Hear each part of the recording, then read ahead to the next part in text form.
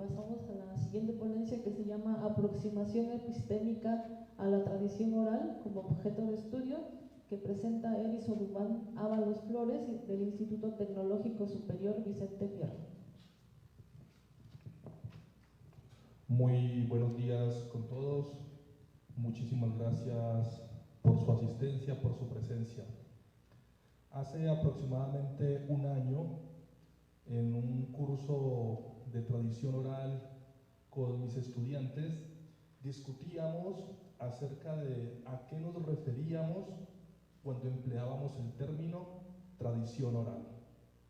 Después de muchas discusiones, después de muchas reflexiones, llegamos al consenso de que cuando hablábamos de tradición oral estábamos refiriéndonos a mitos, leyendas, cuentos, casos, décimas, amorfinos, coplas, canciones que se manifiestan mediante el habla en la cotidianidad de la vida y que han sido obtenidas mediante un proceso heredado. Esa conceptualización que hacíamos en clase sobre la tradición oral y que es una conceptualización que está de alguna manera diseminada o compartida en el ámbito académico, presentaba sin embargo una grave problemática. Y es que tratábamos de entender la tradición oral a partir de unos géneros, de unas tipologías, de unas categorías que habían sido creadas en muchos de sus casos por los estudios literarios para entender textos de carácter escrito. Entonces es como si nosotros escucháramos, por decir algo, a la señora Pastora Amelia Kendimwe Paz, mientras que en el jardín de su casa se sienta con sus nietos a contar la historia de la vieja del fogón, cae una llovizna que impregna el olor a tierra mojada, su esposo silba las reses, ella tiene en el fogón, está cocinando un morocho, y como si tratáramos de entender esa historia a partir de unas categorías que han sido ideadas para textos escritos. Por supuesto, esas categorías nos podrían servir para entender conceptos narrativos que hay en esa historia, conceptos temáticos, algunos conceptos discursivos, pero esas categorías van a ser totalmente insuficientes para entender otros elementos que hay ahí en esa situación de tradición oral, como las sensorialidades, la espacialidad, las afectividades, el contexto cultural, las prácticas sociales. Entonces quiero hacer aquí una analogía con algo que decía Walter Benjamin. Él nos decía que la obra de arte tiene un aura. Esa aura es su autenticidad. Esa aura es la historia de interpretaciones que ha gozado esa obra de arte. Y Benjamin nos advertía lo siguiente, lo cito: incluso a la más perfecta de las reproducciones le falta siempre una cosa, el aquí y el ahora de la obra de arte. Entonces, cuando yo le tomo una foto, cuando yo le saco una copia a la obra de arte, esa reproducción que he sacado no contiene el aquí y el ahora de la obra de arte. Lo mismo sucede en la tradición oral. Cuando yo traspolo la tradición oral, esa situación de tradición oral con la señora que le cuenta a sus nietos o a sus nietas en el jardín de su casa, cuando yo traspolo esa situación a un lenguaje escrito, esa reproducción no tiene ese aquí y ese ahora, no tiene esa aura que tiene la situación de tradición oral. Precisamente en eso me he enfocado un poco durante la investigación, en identificar cuál es el proceso mediante el cual una situación de la tradición oral, una historia que cuentan en su casa, una historia que se cuenta en un aquí y una ahora, es convertida o es traspolada al código escrito. Y he llegado a tres grandes respuestas: que esa situación de tradición oral puede ser transcrita al código escrito mediante una transcripción del habla, mediante la voz de la comunidad o mediante una representación literaria. Quiero hablar muy brevemente de cada una de ellas. La transcripción del habla es cuando alguien intenta mostrar por escrito todas las peculiaridades fonéticas y dialectales que tiene una persona, determinada persona, que cuenta una expresión de la tradición oral. Entonces el investigador o el analista, el estudioso, el académico o el escritor, que con una grabadora capta el habla de esa persona y luego la reproduce mediante un lenguaje escrito. Es lo que hace Paulo de Carvalho Neto en los volúmenes 2 y 3 de los cuentos folclóricos del Ecuador.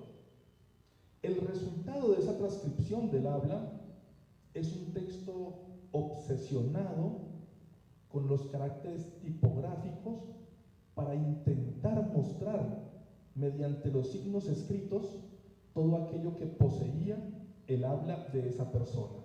Entonces es un texto que utiliza corchetes, paréntesis, puntos suspensivos, signos de más, signos de menos, barra inclinada, negritas, bastardillas, todos los caracteres tipográficos. Y ese uso obsesivo del carácter tipográfico de alguna manera nos está mostrando la imposibilidad que existe para trasladar algo que tiene una naturaleza fonética, una naturaleza basada en el sonido, para trasladarlo a algo que tiene otra naturaleza muy diferente.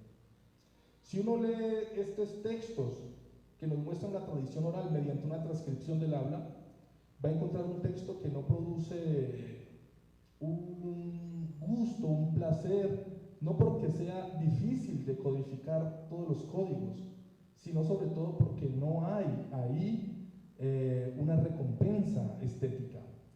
Pero yo creo que sí hay una recompensa para el lingüista que se acerca a ese texto, porque encuentra ahí las peculiaridades de un dialecto, encuentra ahí las peculiaridades de una pronunciación, encuentra ahí su objeto de estudio.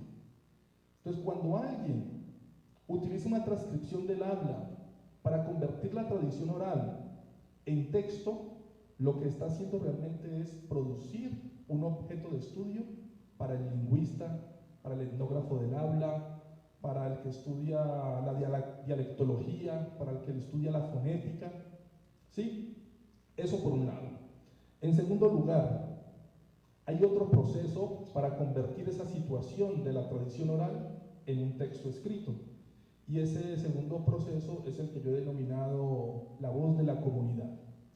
En este caso, el investigador o la persona que hace esa traspolación de la situación de la tradición oral a lo escrito no es alguien que necesita tener muchos conocimientos lingüísticos, sino que sobre todo es alguien que necesita tener muchos conocimientos culturales y sociales de la comunidad.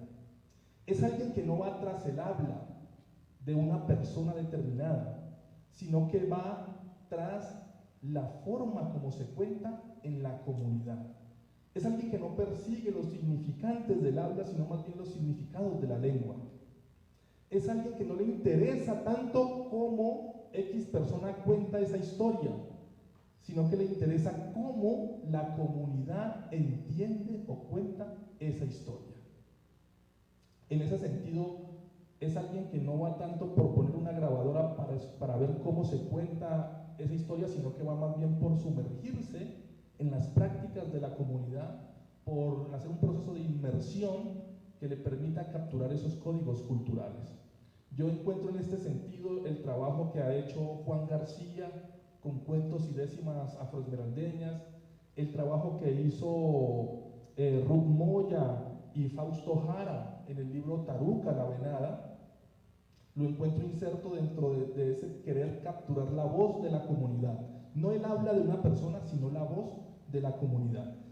Si uno se acerca a la lectura de estos textos que nos muestran esa tradición oral, va a encontrar un texto que produce un deleite, un texto que se deja leer, un texto que es fluido, un texto agradable, ameno para el lector.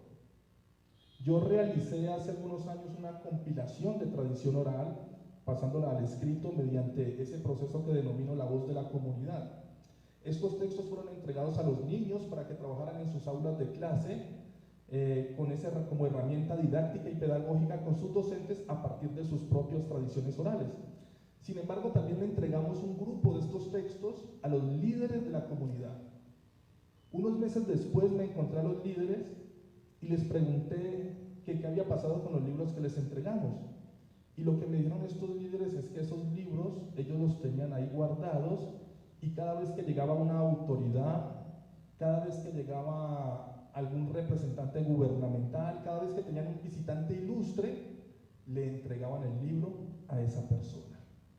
Me di cuenta entonces en ese momento que cuando se hace el trabajo de capturar la voz de la comunidad y pasarla por escrito, mostrando esa tradición oral, no es un trabajo que esté tanto dirigido a la comunidad misma, porque incluso la comunidad, al ver que su tradición oral, que es de naturaleza hablada, que es de naturaleza del sonido, pasa al escrito, puede sentir que hay una desfiguración ahí. Pero sentí en ese momento que para la comunidad es valioso tener su voz o su registro por escrito, porque le sirve para de alguna manera legitimarse frente a la ciudad letrada. Es como si la comarca oral le estuviera diciendo a la ciudad letrada: he aquí el libro donde está nuestra tradición oral y donde demostramos que no carecemos de una narrativa como históricamente se nos ha querido ver, como analfabetas y letrados. No, que aquí tenemos historias tan valiosas, tan ricas, que merecen estar en ese dispositivo llamado libro, que es el dispositivo de legitimización de la ciudad letrada.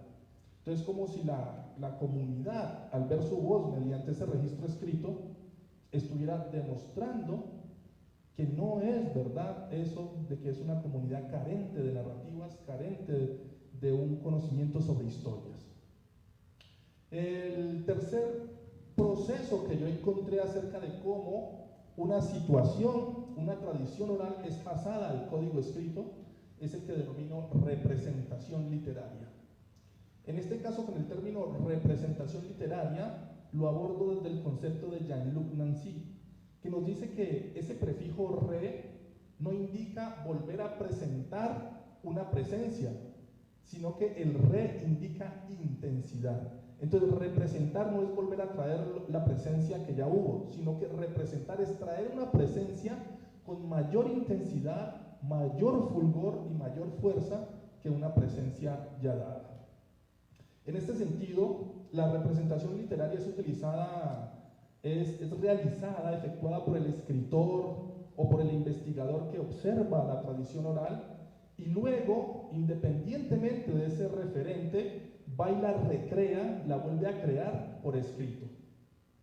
En esa recreación, el escritor, el investigador, puede darse el caso de que lo que quiera volver a crear es el habla que él escuchó en esa tradición oral. Es lo que hace, por ejemplo, Nicolás Guillén con sus poemas. Es lo que hace, por ejemplo, Antonio Preciado. Tratan de volver a crear el habla que ha pertenecido a su código cultural y que se manifiesta en su tradición oral. Les leo una breve estrofa de un poema de Antonio Preciado. Me habéis embrujado, morena, ya me tenés amarrado, me tenés que causo pena, ya me tenés de tu lado. Esto se puede leer en cualquier lugar de Latinoamérica sin necesidad de que sepamos de que pertenece a una dialectología de la costa pacífica ecuatoriana. Lo podemos leer, disfrutar y gozar de su ritmo y gozar de esa melodiosidad que posee. Es decir, se ha independizado de la tradición oral, aunque está mostrándonos el ritmo y la sonoridad de esa tradición oral de la cual nace. El segundo proceso que veo ahí en la representación literaria es cuando el escritor, el investigador, ya no saca el habla, sino que saca el contenido de esa habla. Es decir, ya no saca el cómo se pronuncia, el cómo se dice, el dialecto, sino saca el qué es lo que se cuenta, qué es lo que se dice, cuál es el contenido en esa tradición oral. Y esto es lo que hace Ruth Moya en el libro El recuerdo de los abuelos. Miren cómo inicia una de las historias que ella presenta ahí. Cuenta la leyenda que había un águila asesina que capturaba a los niños con sus garras o su afilado pico con el objeto de devorarlos.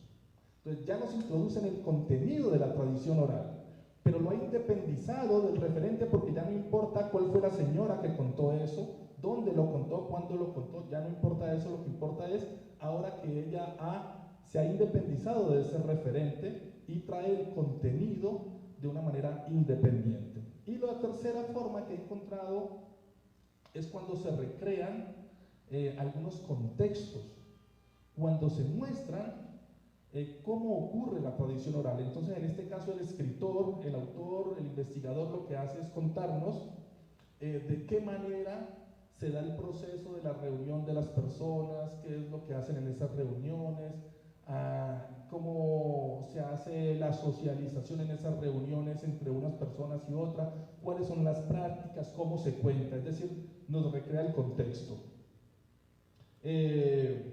Por lo regular, cuando nosotros tenemos una tradición oral que se nos muestra en código escrito mediante la representación literaria, no la tenemos dividida, sino que se presenta todo junto. Entonces, si leemos, por ejemplo, algo de Juan Rulfo, ahí vamos a encontrar la recreación fonética de un habla melodiosa, vamos a encontrar contenidos de la tradición oral y vamos a encontrar también contextualizaciones acerca de cómo se dan los procesos de la tradición oral. Estos textos literarios les sirven sobre todo al crítico literario. Ahí tenemos el caso, por ejemplo, de Carlos Pacheco. Él toma a Augusto Roa Bastos, a Guimarães Rosa, a Juan Rulfo y trata de encontrar la oralidad que hay presente en sus obras. Quiero entonces concluir con la siguiente anotación. Miren, en el libro Mitos y Leyendas de Colombia, que es una compilación hecha por Eugenia Villa, ella dice lo siguiente, comillas: los relatos fueron transcritos directamente de la narración hecha por informantes indígenas bilingües. Es decir, ella nos dice, lo que presento en este libro es tomado directamente del habla de las personas. En el libro Taruca la Venada, Ruth Moya y Fausto Jara dicen lo siguiente, comillas: los textos aquí obtenidos no han sido objetos de manipulación alguna. Y lo que dice Carvalho Neto en Cuentos Folclóricos del Ecuador, comillas: lo que se quiere es captar la narrativa oral ecuatoriana con impecable fidelidad. Entonces, yo encuentro una situación común. Cuando una tradición oral es presentada mediante el código escrito, por cualquiera de las maneras que he planteado, siempre hay un afán de quien realizó esa transpolación de una práctica de la vida al código escrito, siempre hay un afán de intentar mostrar que él no manipuló absolutamente nada. En ese afán de mostrar eso, yo veo que hay un concepto ahí de querer ver una pureza en el habla. Es decir, el habla es pura y yo te la traigo aquí por escrito, pura. Y ese concepto de pureza del habla es bastante cuestionado por Derrida, precisamente en el libro que muy inteligentemente el compañero comentaba, donde Derrida nos dice de la gramatología que el habla no es pura, que el habla también es producto de hibridaciones, de transculturaciones, de historias de conquistas, ¿sí? Entonces, cuando estos autores pasan la tradición oral a lo escrito, están tal vez en esas advertencias de que hacen, de que ellos no han manipulado nada, están mostrando su concepción de pureza del habla. Pero yo también quisiera lanzar una mirada freudiana sobre esas advertencias que ellos hacen y tal vez ver que están queriendo ocultar o tapar lo contrario, de que en toda forma en que yo paso una situación de la vida a un registro escrito, va a haber, por supuesto, una manipulación. El hecho mismo de ya poner una grabadora para captar el habla de la persona que narra la historia de la tradición oral implica ya una manipulación sobre esa situación. El hecho de escoger unos signos tipográficos y no otros implica ya una manipulación sobre ese registro. El hecho de involucrarme afectiva y emocionalmente ya implica una manipulación. El hecho de representar literariamente, aunque me independice del referente, implica una manipulación porque la representación literaria no es neutral, la estoy construyendo desde mis sentires, desde mi experiencia de vida, desde todo mi legado cultural estoy construyendo esa recreación. Entonces, a mí me parece importante que nosotros los investigadores o los estudiosos de la tradición oral o las personas interesadas en la tradición oral estemos muy conscientes de cuando abordemos una tradición oral por escrito, estemos muy conscientes de que ahí se han presentado unas mediaciones que han dado lugar a ese texto. Y también muy conscientes de lo que nos dice Benjamin, de que muy probablemente ahí, en esa reproducción, se ha perdido el aura de lo que había realmente en lo original, en la vida. Pero desde mi experiencia, yo he visto que siempre es importante al abordar una tradición oral tener por un lado el texto escrito fijado, pero también asistir a la tradición oral en presencia, ¿sí? Yo he visto que eso lo hacen algunos investigadores, entre ellos he visto que lo hace el profesor Espino Relucé en un libro que para mí fue muy importante de él, donde yo vi que él hacía un análisis de una tradición oral que contaban unos chicos, un grupo de chicos que se habían reunido a contar una historia, y él utilizaba el registro del habla, la transcripción del habla, pero también utilizaba en su análisis lo que él vio y presenció en esa tradición oral. Entonces mi propuesta es precisamente en ese sentido, de que la tradición oral, si bien es cierto que se puede entender desde lo escrito, también es fundamental y necesaria entenderla desde la vivencia, porque ahí está el aura. Muchas gracias.